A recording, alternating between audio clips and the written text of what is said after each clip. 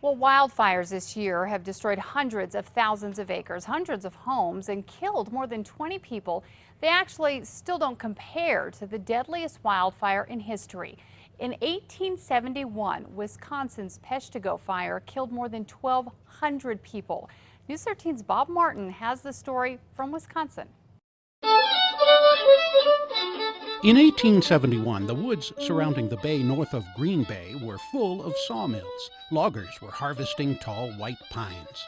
Thousands of immigrants from around the world poured in. As soon as they got off the ships, they were out, they were working. You could get a job almost immediately. Other trees and brush that interfered with logging or clearing farmland were slashed and burned on the spot. Using fire as a tool caused problems.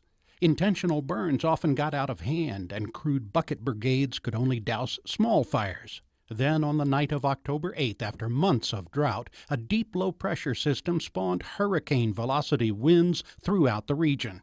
Small blazes exploded and merged into one enormous firestorm. It surrounded Peshtigo. They said it sounded like 20 locomotives.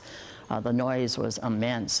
It was like a numbing, unbelievable. I think that was it. They couldn't believe that ordinary, what they were used to, a forest fire, was that big, and there was nowhere to go. Within a matter of 15 to 20 minutes, the whole city was burning at one time. I can't imagine what was going through those people's minds. They knew they had to run for their life. Survivors would tell of fireballs blasting through town, smashing into people and buildings, instantly igniting them. In Peshtigo, scores of those who were trapped by the rapidly advancing flames took refuge here in the waters of the Peshtigo River. They had to fight domestic animals, wild animals, boats, just terrible people fighting for a spot, really. People that couldn't swim actually wouldn't get in the river, and they burned at the river's edge. When the sun came up, the bodies of 800 people, almost half the population of Peshtigo, lay in the charred rubble. In one night, what residents described as swirling fire tornadoes had burned more than a dozen towns. In Williamsonville, flames chased the 77 residents into open fields. 60 are dead. Some reportedly took their own lives as the fire closed in.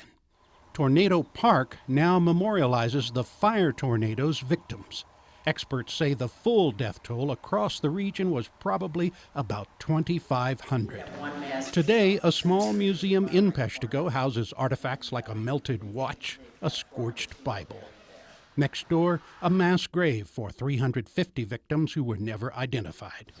All of the original white pines in the area were ultimately clear-cut. There is only one small stand of towering old-growth white pines left. The wife of a lumber baron had 20 acres spared to serve as a place of reflection.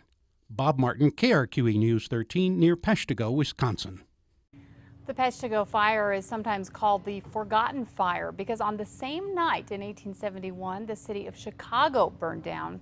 The Great Chicago Fire killed 250 people.